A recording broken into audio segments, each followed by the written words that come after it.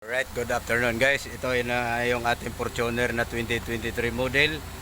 So ayan, umpisahan pa lang linisin pero napakaganda ng makina. Sobrang press na press. Ayan oh. So hindi pa nalinis yan. Pag nalinis yan, sobrang ganda niyan. Ito, model nito, ating Toyota Fortuner G, top of the line.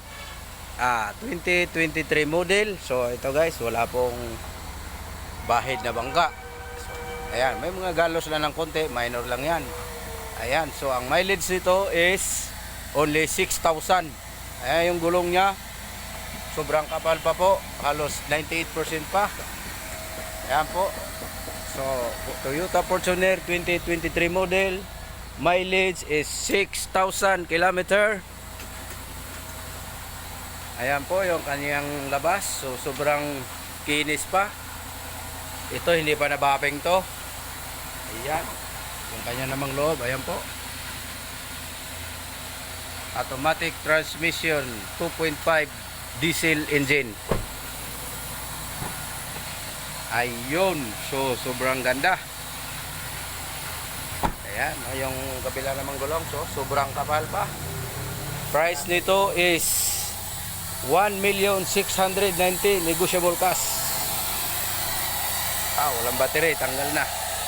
Ayan, PM lang mga boss. So atin naman yung Honda. Sobrang kinis na dahil nabaping na to. Tapos nang malinis yung makina. Ayan, sobrang kinis. Yung atin namang Honda RS na 2023. Ayan, so yan, top of the line.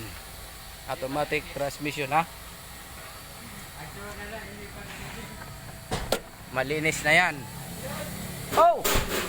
Ay, andyan na yung buyer natin pala. Dumating na.